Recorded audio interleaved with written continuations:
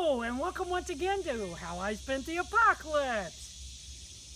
I know a lot of you are saying, well, geez, that shirt's really dirty. No, it's not. I just got up. This shirt is this stained.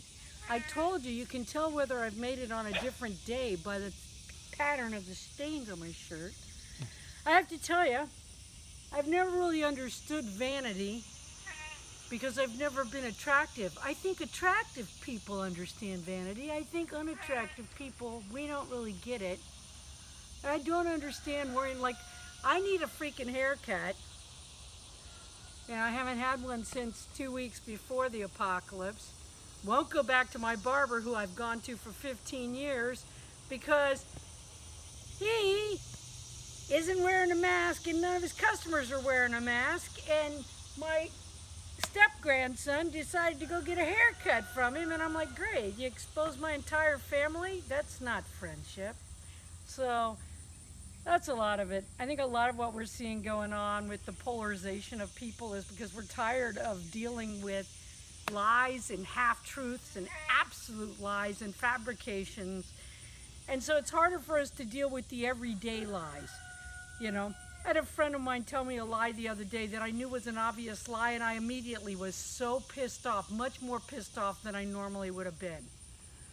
You know, because it's like, I'm just tired of it. I think we're all tired of it. Aren't we tired of it? You know? So, what are we doing today? Well, what we're doing today is the corn has done its thing. It's not really putting on anymore. There's a part of an ear there it's not really going to make. There's a part of an ear there it's not really going to make. So what I'm going to do now is I'm going to cut it down. It's not done working for this farm. I'm going to cut this all down and dry it and put it in the drying room, and it'll give us fodder for the goats this winter. So I'm just going to use, these are one of the greatest tools you can have on a homestead. They're called nippers or limb loppers. These ones are really nice because they can go, they have like an extension on the handle, so you can either pull it down. I never hardly ever use it short because you have more leverage. Okay, so what they're good for trimming trees, and they're good for all kinds of stuff. So I'm just going to cut them down as low to the ground as I can. If I find any corn, then I'll take it in and eat it. And I'm going to show you a couple of ways that you can dry it. Although the way I dry it is going to be the easiest way. See here, look here. There's a ear of corn right there. So we'll throw it over there and we'll use that later.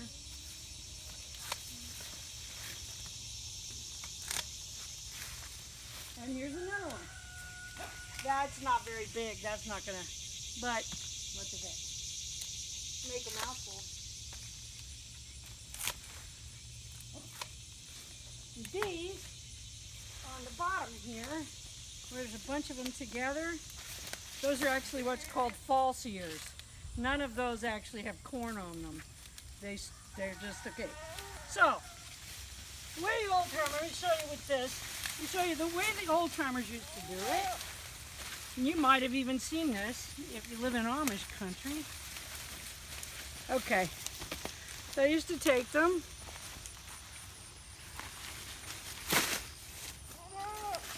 and they'd take a string, or if they were really doing it right, they'd use a corn husk to do it. You know, they'd just take a part of the corn and wrap it around. But they would tie the tops together, like so. Then just stand it up in the field by standing the bottoms out. Oh, teepee it. And teepee it. And then it would stand there and it would dry. I don't need to do that because I actually have a really good area to dry them with. And sometimes, I'm going to tell the truth, sometimes I pull them up too. But I noticed that if I tie them up, if I just pull them up, a lot of times the mud and stuff on the bottom that'll come up with it. Goats don't like that. They don't like dirt. And here, so for all those people that says, why aren't there any weeds in your garden? Well, here you go. Here's some weeds. There's many, many weeds. My least favorite thing to do. They were between the rows of corn. They were between the rows of corn where I didn't put cardboard yet. And I will probably get this all tilled up and try to plant something else here. Do another crop here. Although it is so hot now, I don't know that anything's going to do worth its shit. Okay, so, like I said, it's everybody wants to make everything so damn hard. It's not hard, it just takes effort. So what they do is, instead of just putting in the effort, they try to make all these funky things to make their life easier, which in fact just keep them from doing it. Because there ain't no easy on a farm. And I've never noticed in the rest of my life that there's any easy. There's the right way. There's the wrong way. Sometimes you figure out hacks that help you do things that make things easier.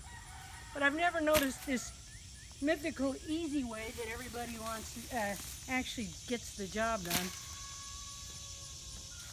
All right, so.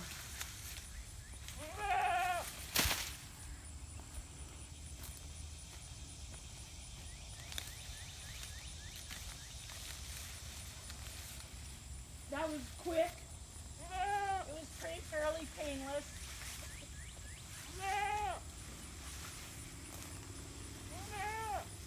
One of the reasons they TP'd them was that it helped them shed water, because they would store them and just leave them in the field and then feed them from there. They wouldn't necessarily put them in a room. Okay, so I'll pick all these up.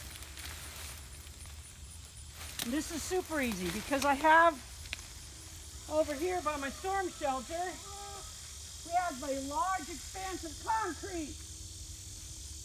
Concrete gets super hot and it'll suck the moisture out of things. So I just take these corn, put them right there against the cement. And in a few days, I'll take them to the drying room.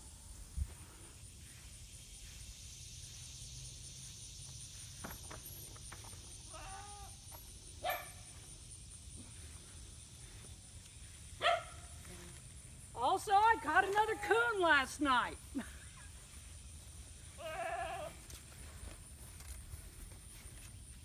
So I'll put a picture of him on the end. One of the things that I should have taken a picture of that beforehand. Over there, I thought the wind had knocked my corn down, but I realized after I started catching coons, it was the coons knocking my corn down. Oh, great. But that's okay. They stopped doing it when they found the bird soot. It was much easier. All right, so thank you guys for tuning in. I hope you're tuning in. I hope you're watching. If you have any questions for me, just get on the comment page and ask them. If I don't know, I'll either do one of two things. I'll either pretend that I fucking know, like everybody else is doing right now, or I'll say, I don't fucking know how to do that, which is a lot easier for everybody. I wish people would just say, I don't fucking know, instead of pretending it's gonna magically go away. Until next time, be safe.